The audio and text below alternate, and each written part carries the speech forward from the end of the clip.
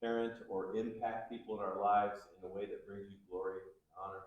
We just pray over this gathering that you would be here with us, that you would really, by your Holy Spirit, stress what you want us to put into practice.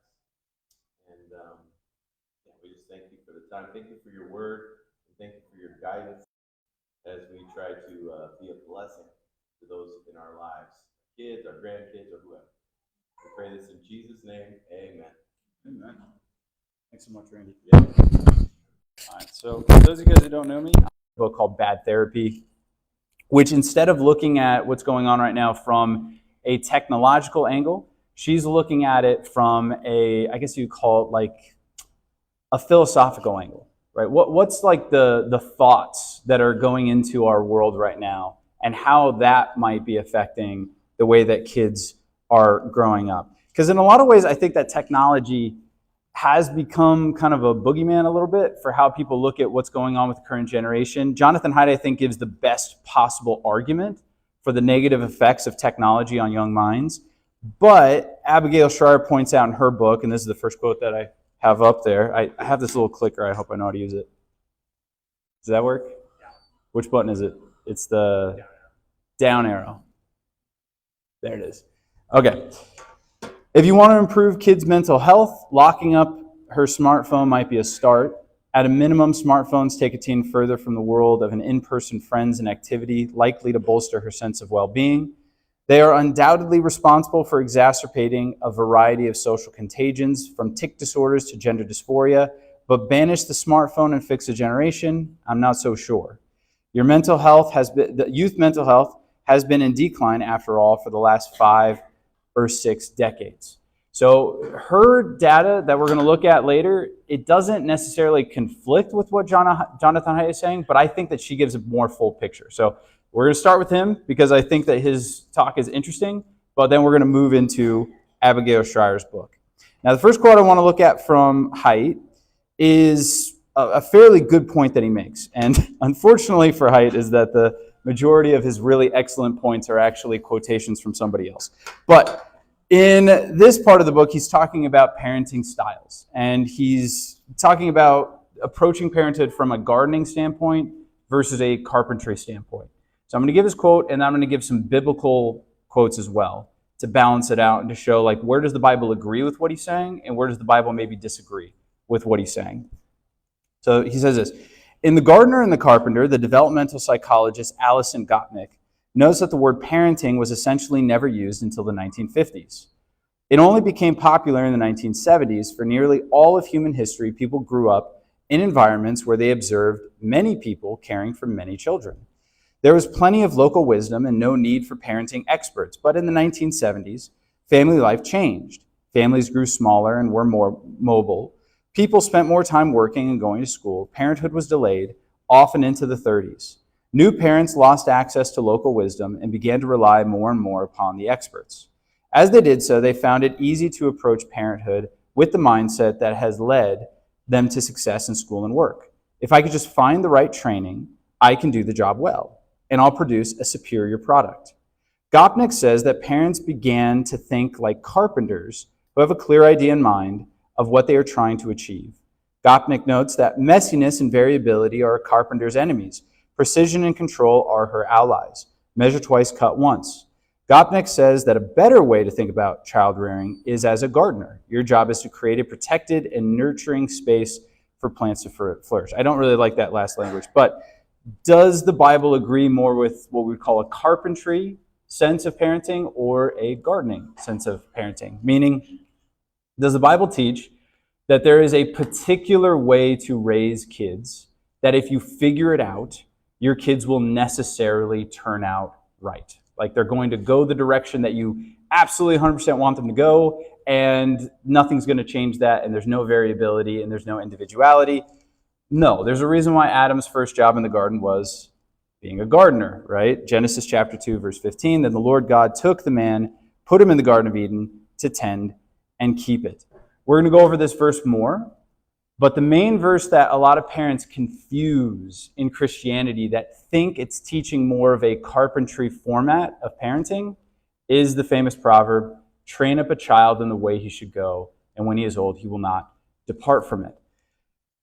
We're going to talk more about it, but essentially that verse, that chapter, even that whole book is oftentimes misunderstood, right? So what the book of Proverbs is trying to do for us as believers is it's trying to show us that God didn't create things randomly. He created things according to purpose and intent, and therefore it functions according to his wisdom. So a simple example would be a rule like gravity. God has created gravity within his creation. And if I understand that rule and I try to live my life in, I guess, orientation towards gravity, I'll be less likely to fall and get hurt. If I ignore his rule and I decide to behave as though gravity doesn't exist, I probably will fall and get hurt. That's kind of the idea of the Proverbs. But Proverbs is supposed to be evened out with the book of Ecclesiastes. So when you read the book of Proverbs, you're not supposed to just read the book of Proverbs. You're supposed to read the book of Proverbs, and then you're supposed to read the book of Ecclesiastes, and then actually you're supposed to read the book of Job, which is the culmination of all wisdom within the scriptures. Proverbs teaches us what wisdom looks like, how to orient yourself towards God in an appropriate manner. Ecclesiastes, the main verse in Ecclesiastes is, "The race is not to the swift, nor is the battle to the mighty, but time and chance happen to them all." You could be the perfect parent and end up with a total derelict. You could be a terrible parent and end up with great kids. That's the way that the world, unfortunately, works. Job gives us the answer of, well, if that's true, why do anything? Job is the ultimate guy who is the Proverbs dude who's living the Ecclesiastes life. Does that make sense? So he's doing everything right. He's the best dad and all of his kids are terrible. He's the best husband and his marriage is falling apart. He's the best businessman and all of his money goes away. He takes care of his health and he loses all of his health. He is the Proverbs guy that is living the Ecclesiastes life. And the whole point of the book of Job is, why do we do the right thing? Is it to guarantee a result, or is it to honor God? And the argument of Job is that it's better to honor God than anything else. One of the big problems that Jonathan Haidt does not talk about is that anxiety is transferable. If you are anxious and you think that you can fix your kids, quote unquote, or make them a particular way, that anxiety is actually what makes them anxious, because it makes them believe that there's only one particular way that they could turn out that will be acceptable to you. And therefore, it will make them feel as though they are failing your standards at all times. So it's the analogy of a garden is much better, because what a gardener is supposed to do is the gardener does do things, right? It's not like the gardener does nothing, but the work of the gardener is contingent on the work of God, right? God is the one who's growing the flowers. God's the one who's doing the things.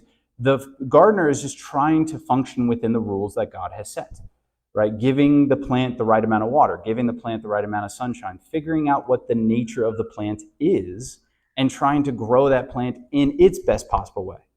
So one of the ways to interpret that passage, train up a child in the way that he should go, is that word should actually means in the way that he ought to go, meaning the individual child, train up the child in the way that that individual child should go. And when he is old, he will not depart from it. So the job of the parent is actually to figure out, what kind of a child do I have, and then tailor my parenting towards that. So there's going to be a lot of variability. There's going to be a lot of different ways in which it's going to go. So what I'm trying to say today is, if you could take one thing away from it, is there is no one right way to parent, but there are wrong ways to parent. That's the distinction we need to see. There are many right ways to parent, but there are also many wrong ways to parent. So I can't definitively say what the correct way to parent is in all circumstances, but we can point out, and we can get around as Christians and as a community of believers, is there are wrong ways to raise our kids. And we should be aware of what those wrong ways are, and we should try to avoid them. Okay? More I could say on that, but for the sake of time, let's move on. All right, let's talk about anti-fragile, which is awesome. This is my favorite image ever. Okay, so this is a playground, I think in the 1920s. And as you can tell, a man built it, But what Haidt talks about, so let me read the quote and then I'll explain what he's getting at. So he's quoting again another guy. Taleb coined the word anti-fragile to describe things that actually need to get knocked over now and then in order to become strong. The ultimate anti-fragile system is the immune system, which requires early exposure to dirt, parasites, and bacteria in order to set itself up in childhood. Parents who try to raise their children in a bubble of perfect hygiene are harming their children by blocking the development of their anti-fragile immune systems. It's the same dynamic for what has been called the psychological immune system. The ability of a child to handle, process, and get past frustrations, minor accidents, teasing, exclusion, perceived injustices, and normal conflicts without falling prey to hours and hours of days of inner turmoil. Okay, so this juxtaposes quite nicely with a proverb, Proverbs 18, verse 14. The spirit of a man will sustain him in sickness, but who can bear a broken spirit? If you look up what's wrong with the current generation? Why are they so anxious? Why are they so suicidal? What's going wrong with them? The majority of studies you're going to get are going to say, well, and this is including the Surgeon General's warning that he gave 3 or 4 years ago. They say, well, it's climate change. It's racial injustice. It's political dissent. It's, they're going to point external to these factors and say, this is what's going on. And I don't know if they're totally ignorant of history or what, but they essentially are saying that the external factors that are facing the current generation are more pronounced and deadly than the dangers that faced the previous generations, which sounds nuts because the previous generations faced down 2 world wars and the Cold War, a nuclear threat, which we might be facing down as well. But all this stuff has kind of moved in that direction for a long time. In other words, when the Proverbs say, the spirit of a man will sustain him in sickness, but who could bear a broken spirit? Your vitality, that's what the spirit is for the Hebrew. It's the source of your inner vitality and your durability, okay? Your resilience. Your inner resilience is more determinate on what kind of a person you are than your external circumstances. Okay, if you are falling apart, it has less to do with your external circumstances and more to do with your internal resilience. And this is played out no matter where you look, right? So if you're like, well, that can't possibly be true. Read books of people who survived places like the Holocaust, the gulags, people who survived massive poverty and terrible atrocities. And what you see is that the human spirit really can hold up to basically anything that this world could throw at it. This is the message of Christianity. This is who Christ was. He was a man that basically had every possible tragedy thrown at him that you could possibly imagine, and his inner resilience held strong. And his followers were the ones who understood this, that if our ultimate hope exists beyond this world, then nothing within the world can actually destroy us. This is why the Apostle Paul wrote, we are hard pressed, but we're not crushed. We are persecuted, but we're not abandoned. We're struck down, but we're not destroyed. Perhaps one of the biggest factors of what's going wrong with the current generation is not what's happening to them externally, but what we're teaching them internally. So when he says anti-fragile, let's break this down to 3 different categories. So there's 3 different categories of being. There are fragile things, there are durable things, and there are anti-fragile things. A fragile thing is like glass. So when you have something that's fragile, you're doing everything you can so that it doesn't break. Because when it breaks, it's basically impossible to put that back together. Yeah, you could do super glue and stuff like that, but it's never really going to be what it was when it was whole. Then there are durable things that could take a lot of damage, but still, once they break, they're very hard to put back together. They're never really going to be exactly what they were. Anti-fragile things is what he contests, and what the Bible contests, is the human soul. The human soul is not fragile. The human soul is not durable. The human soul is anti-fragile. An anti-fragile thing is something that only gains durability through resistance, meaning it must be subjected to resistance in order to become durable. And if it's coddled, it becomes fragile. And he uses the example of the immune system. So if I lock my kid in a bubble, which we kind of did for like a year back in 2020, but if I lock my kid in a bubble and I say, I'm never going to expose them to a germ, have I made my kid's immune system more durable or less durable? Less durable, okay? I'm a woodworker, so I kind of think in these terms. different woods, like when you use different woods, this is a little factoid for you that you probably don't care about. Different woods have different durability, right? So pine is very soft. That's what most of our furniture is made out of, unless it's made out of particle board. But, pine is kind of the most readily available lumber species out there. It's very cheap, very easy to use, very, very soft and pliable. Pine grows in, some of the easiest parts of the country, right? It grows where there's abundance of rain, there's abundance of, good weather, things like that. The harder woods, the ones that are very durable, grow in the most harsh climates, like mesquite trees. I know you guys have tried to cut down a mesquite tree. Mesquite is one of the hardest woods that there is. The reason why it's so dang hard is because it's grown up in one of the most unbelievably harsh environments that there is. The hardest wood, just so you guys know, is from Africa. It's called like Zimbe or something like that. It's black. It's kind of cool, but you don't need to know that. The harsher the environment, the things that survive in that environment must become equivalently resilient. The more coddled the environment, the less likely something is to become resilient. So once again, going back to this concept of anxiety, if I treat my child as if they are fragile, I have made them fragile. So if I think that my child's soul is fragile and I'm trying to protect them from all sorts of trauma, that's the key word that gets thrown around nowadays, and I'm going to protect you from trauma, and I don't want you to be exposed to views that counter your views, and I want to seal you off from everything that might upset you, and I want to make sure that the world is filled with trigger warnings and things that are going to protect your sensitivities, you have made that child fragile. So when we're noticing that kids are acting fragile, we're like, doesn't that disprove what Jonathan Haidt is saying?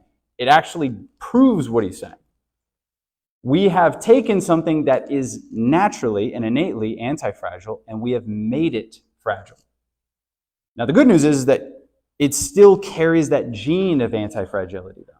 So no matter how old somebody gets, even if they are fragile, you can still expose them to stuff and make them more and more resilient. We're going to talk more about this when we get into Abigail Schreier. But this is a big mistake that, again, parents can make in our own anxiety. We become so fearful of what's going to happen to our kids that we seal them off from everything that might disturb them. Right? We become so concerned with raising them in a way that's grounded and biblical, which is, bad, by the way, not a bad thing. But we become so concerned about that we don't allow them to see anything else. And because we don't allow them to see anything else, everyone that when I became a pastor, everyone's like, yeah, you watch out for your kids. They're pastors' kids now, that's the idea of that pastors' kids. Why do they go off the rails? Because they grow up insulated. And then when they're exposed to something other than Christianity, they're like, oh, there's a whole world out there that I never knew about. And they have a fragile immune system now. They're not able to deal with other ideas because they've never been exposed to them. So we are going to be talking a little bit about what kinds of influences might be a good thing to, at the very least, divert from your child. You can't totally shield them, so we need to get that delusion out of our heads. But we can divert some of it for a time. And there might be some goodness to that, and we'll talk more about that later. But the idea is that I want my child to gain resilience. The only way they're going to gain resilience is through hardship. But what I want to make sure is that whatever hardship I'm allowing into my child's life is enough to make them stronger, but not enough to kill them. So I'd be like, is it good for my child to go onto the playground and get in some rough and tumble play like those kids were up on the tall thing? Yeah, it's a good thing. Is it a good thing for my kid to play on a skyscraper? No, because that fall will actually kill them, right? It's good for them to have consequences and for them to realize what they're capable of by pushing themselves. But it's bad when those consequences are so severe that it will literally kill them. That's where this idea of good parenting comes in and trying to find the balance there. And by the way, if you guys have any questions, I forgot to mention this, we handed out cards. Any questions that you have during this, write them down. And me and Lisa are going to try our best to answer these questions to the best of our ability later on. One more passage that I thought was really cool. This is from the book of Judges. So God brings the children of Israel into the land of Canaan at the time to conquer it, and he doesn't destroy the pagan nations, which is weird. Why doesn't he do it? Now these are the nations which the Lord left that he might test Israel by them. That is, all who had not known any of the wars in Canaan. This was only so that the generations of the children of Israel might be taught to know war, at least those who had not formerly known it. So God literally says, I left enemies in the land to train you, to make you more resilient, to toughen you up, because we live in a tough, fallen world. Now, the other interesting thing about that, I'm sure you've heard this before, the word test in the Bible is actually really important. It is the same word that's translated tempt. Okay? It's the exact same word in Hebrew and Greek. What this word means is it means going through a general trial or something like that. Now, the way it's translated is based on whose perspective it is that's subjecting the person to the trial.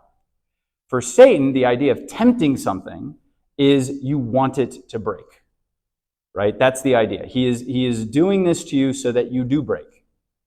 This is Job, right? Satan is going at Job because he wants Job to break and curse God. Test, it's not just the idea of proving something, it's the idea of this anti-fragile idea that we've been talking about. It's the idea of making something stronger, right? So if I'm a good teacher and I give my kids a test, it's not just so that they pass, it's so that they accumulate enough knowledge during their study that they become better as a result of passing. Does that make sense? So God is not just saying like, hey, here's a test, I hope you pass. It's more like I'm subjecting you to something that will make you stronger. If you hold under this, it will actually make you stronger. Romans 5 also alludes to this. I'll just quote that one off the top of my head. It says, therefore we rejoice in tribulation, knowing that tribulation produces perseverance, perseverance character, and character hope. And we know that hope does not disappoint because the Holy Spirit, the love of God has been poured into our hearts via the Holy Spirit who has been given to us. Early Christians understood this. Why is God not taking away our trials if he wants us to serve him? It's because he wants to build us up in our character and our perseverance. That's why. To make us more resilient, God has allowed trials to remain within the Christian life. There's much more to say about that, but like I said, we're running low on time already. Okay. Next.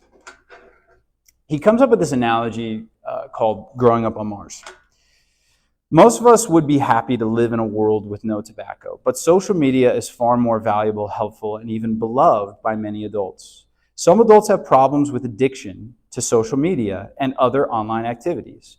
But as with tobacco, alcohol, or gambling, we generally leave it up to them to make their own decisions. The same is not true for minors. While the reward-seeking parts of the brain mature earlier, the frontal cortex, essential for self-control, delay of gratification, and resistance to temptation, is not to full capacity until the mid-20s. And preteens are at a particularly vulnerable point in development. As they begin puberty, they are often socially insecure, easily swayed by peer pressure, and easily lured by any activity that seems to offer social validation. We don't let preteens buy tobacco or alcohol or enter casinos. The costs of using social media in particular are high for adolescents compared with adults, while the benefits are minimal. Okay, so this is one of these debatable things that he says in the book. Now, again, so I'm not trying to come up, he does come up with like a solid, like, this is how we should deal with it. So he's setting it up for, we should ban social media up to a certain age. That's what he's setting up for. I'm not going to tell you if I agree with that or not, but what I will tell you is within good Christian parenting, there ought to be some amount of debate about that, right? Some parents are going to feel more comfortable not giving their kids technology until a particular age. Some parents are. The important thing is how we view it. When I'm allowing my child to use social media or something like that, what's my perspective on that? Is it, because there is a wrong way to do it, right? The wrong way to do it is out of what I would call parental laziness, right? It was just like, I don't want to deal with my kid. They're annoying, they're obnoxious. I'm going to give them some sort of technology to get them off my back. If you do it that way, then you're not there to have conversations with your child about what kinds of things that they're doing on the internet and help guide them so that it helps develop them as opposed to hurt them. Okay, so lazy parenting is bad. Okay, in fact, even when we're talking about, this might be a little controversial, even when we're talking about like drugs and alcohol and things like that, obviously, for the most part, we would say, yeah, we shouldn't give these things to kids. But it's very common in most cultures other than our own to allow kids to drink in an environment where they are with adults, right?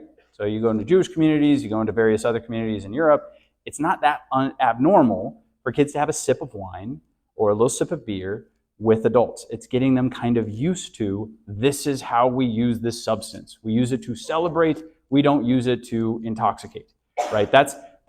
It's exposing them to it in a way that's socially helpful. Now, again, you might totally disagree with that, but the idea is, how are we viewing social media and how are we viewing these things that we're trying to protect our kids from?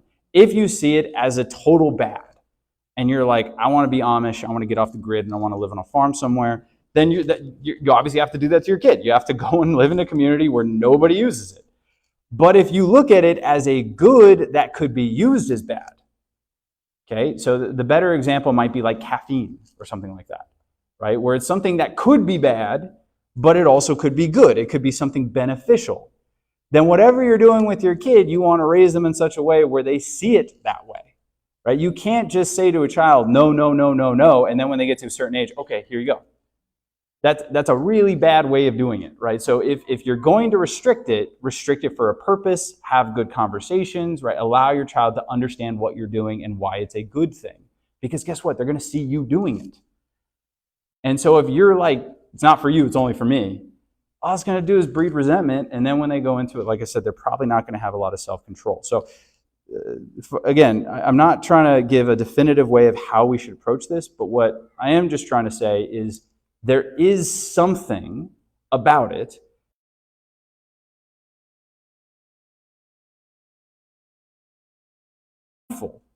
knowing those two things and putting it together with the idea that it also can be beneficial. And in order to live in the modern world, they have to know how to use it at some point. You have to then tailor your parenting towards your child and towards what you see happening with these particular devices and how you want to run your home. Right? But you have to keep those things in your head at all times. Okay. Next, critical periods. This is interesting. I thought this was probably the most fascinating part of his book. Humans have few true critical periods with hard time limits. But we do seem to have several sensitive periods. I'm sorry, I'm like way behind on this. Okay, there you go. Sorry. Language learning is the clearest case. Children can learn multiple languages easily, but this ability drops off sharply during the first few years of puberty. Social learning occurs throughout childhood, but there may be a sensitive period for cultural learning that spans roughly ages 9 to 15. Lessons learned and identities formed in these years are likely to imprint or stick more than at other ages. Unfortunately, there are also the years in which most adolescents in developed countries get their own phones and move their social lives online. This may explain why Gen Z's mental health outcomes are so much worse than those of the millennials. Gen Z was the first generation to go through puberty and the sensitive period for cultural learning on smartphones. And this is where I quote that, train up a child in the way he should go, and when he is old, he will not depart from it. So in other words, the way that we train our brains when we're small is the way that we behave when we're old. Okay? And he uses the example of language, which I think is a great metaphor. So kids, when they're young, when they're in a certain age bracket, they don't learn languages, they absorb them, right? They kind of innately or intuitively absorb the language that's being spoken around them. And that's a really amazing thing that children can do. You and I can't do that anymore. That part of your brain is closed. Okay? When you're adolescent, that's what he says, your cultural centers are open. Okay, so when you're a kid, your language centers are open. You're ready to receive the language spoken around you. When you're a teenager, your cultural centers are open. That's when you're able to receive the culture that you're within. So people who grow up in a culture that's different than this one, they develop certain ways of looking at the world. It becomes their normal. So how many of you guys speak a second language, like a true second language that you learned as an adult? Okay, a couple of you. When you're thinking and you know a second language, you still think in English, right? Does that make sense? It still kind of filters through English because that's your first language. Even if you become completely fluent, because that center of your brain is closed now, things are still translated mostly through, I guess you would call it your primary language. Those can get kind of mixed a little bit, but for the most part, that's how it works. Cultures work the same way. Wherever you grow up is kind of home. When you go to a different culture, so some of us have not gone to other countries, but even when you go, I just visited my wife's family in Minnesota. It's a very different culture than Tucson. I grew up in Tucson my entire life. I thought it was normal for everyone to hate the city that they come from. Right? You go there, everyone loves it. They're like, Minnesota's awesome. They have all this Minnesota pride. It's very cool. It's just a different culture. It's completely foreign to me. Does that mean I couldn't integrate myself into the new culture? Well, no, but it's always going to feel kind of like my second home. And so when I watched my wife, which was really interesting, she only spent, I think, 5 or 6 years in Minnesota. But to her, going there, I could see like something clicked in her. Like it was like she was home. Like, well, how come 5 or 6 years makes a particular place your home? Well, it depends on which 5 or 6 years you spend there, right? If you spend 5 or 6 years when you're in your 30s, that's not going to really become your home. But if you spend 5 or 6 years there when you're 10 to 16, 10 to 15, that's really formative. That kind of starts to feel like home. That's your cultural norm. What he's getting at is that social media has its own culture, if you want to word it that way. There's like a dialect that social media users speak in. There's a format that they talk in. There's synchronicity that happens in social media worlds that are just different, right? It's a timeless, spaceless world, So if you're in any other culture, part of what shapes the culture is time and space. There's like meeting places. There's places where parades and celebrations happen. There are locations in which the town meets up and has meetings. There are churches that people go to and they congregate at. They form the social center of a culture. Okay? There's also times that people function off of. Some places you go to, they're open pretty much from 9 to 5. Other places you go to, they close down for lunch. Or maybe everything closes down at 3, right? That's a different cultural way of looking at time. There might be a hard stop on Sunday where nothing's open on Sunday. There might be no stop on Sunday, right? Those are all cultural things that you get. You go on social media, it's a timeless, spaceless environment.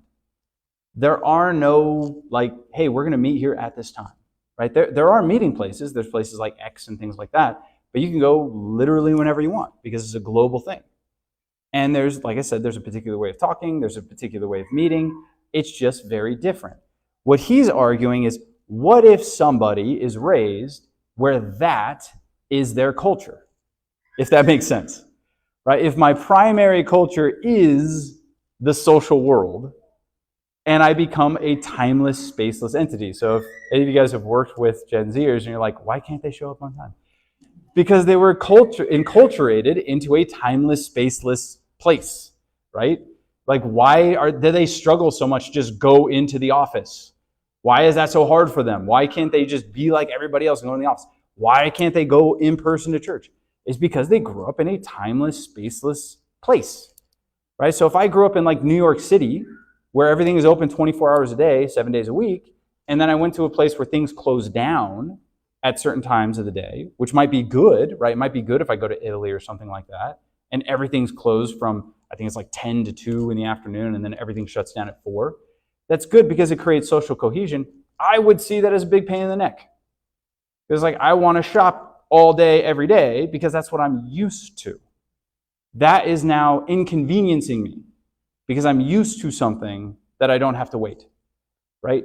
So the new generation is raised in a different culture than we are. Now you could have different arguments about that. Is that a good thing or is it a bad thing? I would argue that it's a bad thing. Some people might argue that it's kind of a good thing. Regardless, this is the argument that was used when I was a kid. How many of you guys had to learn how to do math long form?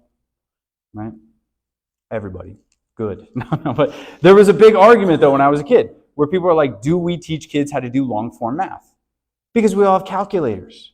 What's the point of teaching them how to do long form math when they all have calculators? Well, and people, by the way, who argued for that are still arguing, well, maybe it was a bad idea because we all now have cell phones that have calculators in it. What a waste of time. Well, the reason why they taught you how to, the reason why that argument won when I was a kid is because the idea is, what's easier to teach someone how to do? Long form math or using calculators, right? It's obviously much more difficult to teach someone how to do long form math. So when their language centers are open, let's teach them how to do long form math And then when they're closed, let's just let them use calculators, right? Because that will never leave them, right? Now they will know how to do long form math pretty much for the rest of their life. But if you do it the other way, it makes it much more difficult to teach them long form math when they're adults. Okay? Social cohesion, having conversations in person, looking someone in the eye, shaking their hand, right? Knowing what ways to communicate to people, how to read body language. These are things that you learn in person. Okay? Social media is just a different culture where you don't have that, right? Where you're talking to people purely through text and you could talk to them whenever you want. Maybe it's better that people learn how to become enculturated in person first and then learn how to do the digital space, okay? We are embodied souls. So Genesis 2, verse 7, and the Lord God formed man of the dust of the ground, breathed into his nostrils the breath of life, and man became a living being. That's Genesis 2, verse 7. God has created us in a very particular way. We are not just souls that God shoved into a body. Notice what it says. It does not say that God formed Adam as a soul and then placed him in a body. It also doesn't say that the body was kind of moving or animated and then God put a spirited element within it. What it says is that the body and the soul do not become man until they're unified. We're embodied souls. It's not good for us, right? It's actually very negative for us to disembody our existence. Okay, so he talks a lot about Gen Z, but the older generations are feeling the exact same consequences of the social media age, right? When I visited Emma's grandma over the weekend, and nursing homes are, they're a little sadder nowadays. Right? I've been a pastor for 10 years. Going to visit nursing homes 10 years ago, or just homes in general, were much more friendly and hospitable, things like that. People would go and visit more because you realize my only chance to hang out with Nana is when I'm in person. But now with social media, you're like, well, I share with her all my posts. So like she knows what I'm doing and she knows what I'm about. And it's just like it's removed a lot of the in-person communal aspect of life that makes people happy and brings people together and brings them social cohesion. So he really complains about the younger generation, but it's really affecting all of us. I mean, those of you guys who are my age or older, like it is different. It's fundamentally different to be in person with people than it is to be online. And we tend to be happier when we spend the majority of our lives in person as opposed to online. That's how God designed us. That's not a fluke. That's not something we could evolve past. It's something that will always remain true. And so as long as social media is functioning in your life in such a way where it's not preventing you from the more important things, being in person with people, then it's okay. It's just something you're using.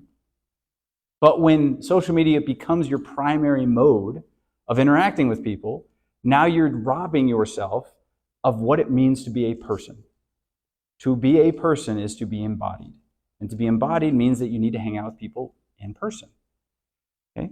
So this is another thing where I disagree with Jonathan Haidt, but I do appreciate the research that he put into it, where his idea is like, okay, let's just block them off entirely. In my opinion, it's more about what we're preventing our kids from doing than what we're exposing them to. In other words, it's far more harmful to prevent your children from having in-person play with other kids than it is to suggest like, well, it's because of the things that they're doing online. Well, maybe that's problematic. I don't know what they're doing online. Saying your child is online is like saying they're on planet Earth, right? It gives you no information whatsoever. But ultimately, being online for a particular amount of time is preventing you from doing things in person. It's stopping you from doing things in person. So in 1 Peter 5, he's speaking to leaders in the church. He says, do not lord your authority over them like the Gentiles do, but be examples to the flock. Okay? So when we're thinking about parenting, the number one thing I can do as a parent is to be an example to my child. So if I'm telling my kid, you need to go outside and play, and then I'm on my phone all day, and I'm just like downloading information and I'm reading stuff, and like they're trying to hang out with me and talking to me, and I'm like on my phone doing stuff, that's not being an example to your child. right? What that's showing them is it's showing them, yeah, you're a kid, so you don't get to do the fun stuff that us adults do. But when you get to be a certain age, then all the rules kind of fall away. I need to show my child, no, this is better. Right? What I'm telling you to do is what I am doing as a parent. I am going out and I am also spending in-person time with my friends and my family members because that's important. It's important to be embodied in our relationships. Okay, so there's a lot more that I just do not have the time to get into. If you guys want the full presentation, I can send it to you. It's unfortunately in Keynote, which is like a stupid Mac program. But I do have a Google Doc that I can send you if you want the whole thing. But I just wanted to get out some of these main points. I put a lot more into it, but I just wanted to get out some of these main points for the sake of time. So let's go to this final thing. So I really like this. Let's see if I can find it. It's going to take me a while to get there.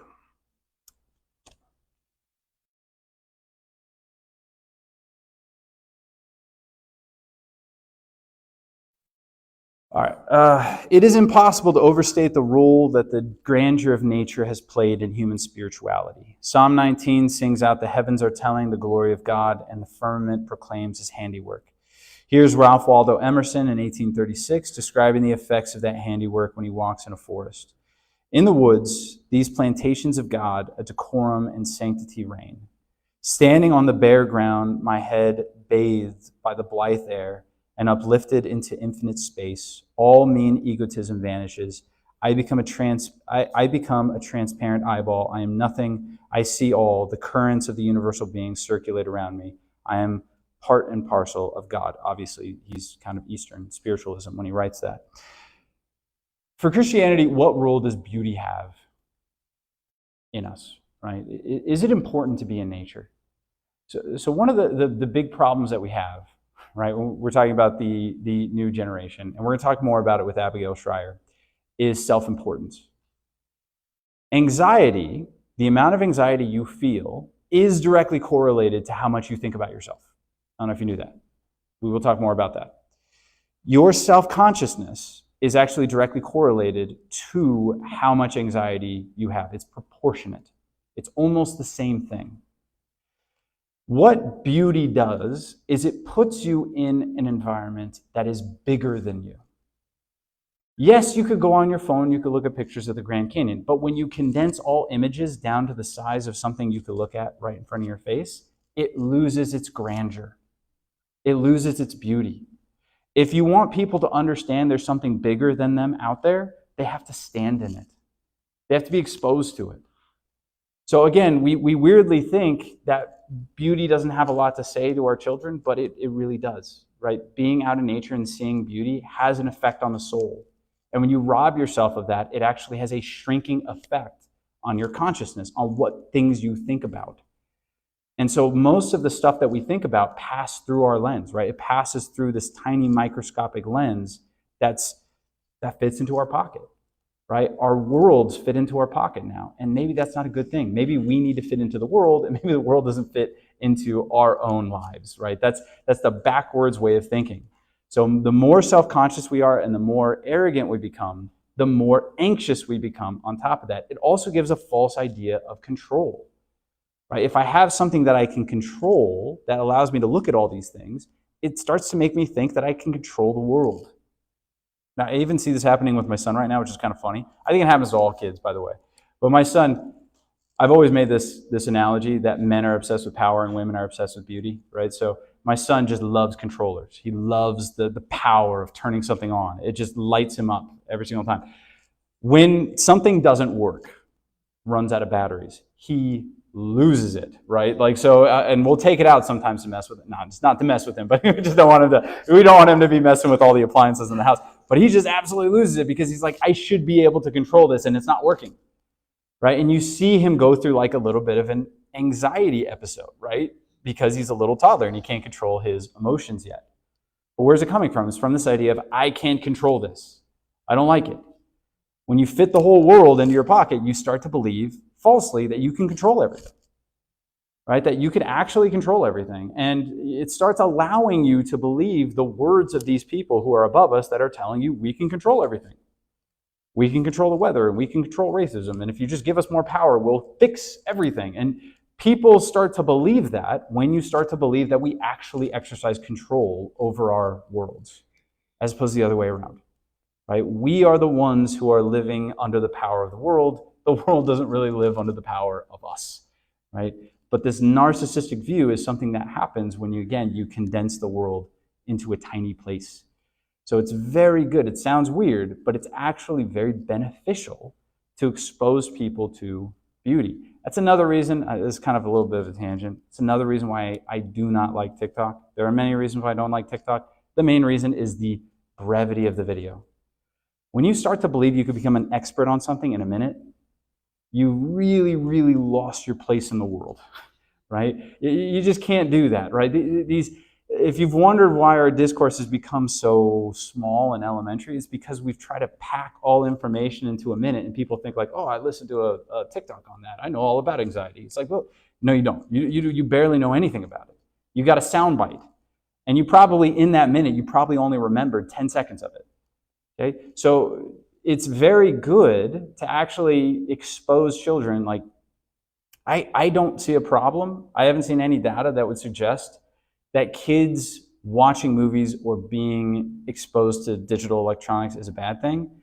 But there is something that could be proved about what kinds of things you expose them to, right? So if I am only allowing my kid to scroll and to watch 10-second videos, that does shrink their attention span. And by the way, it doesn't really shrink it. It just kind of keeps it where it is because they already have frighteningly low attention spans. But if you want it to grow, you have to give them something to focus on that's longer, right? You have to allow them to digest something, to think about it for a little bit. So art and beauty is actually very enriching to the soul of children as well as adults. So we need to be worried about what we're intaking in that arena, and we also need to be worried about what we're exposing our kid to.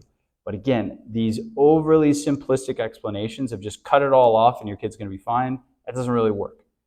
It has to be focused in a more intentional way. Okay? So let's break, and then we'll get into the anxious generation in about 10 minutes.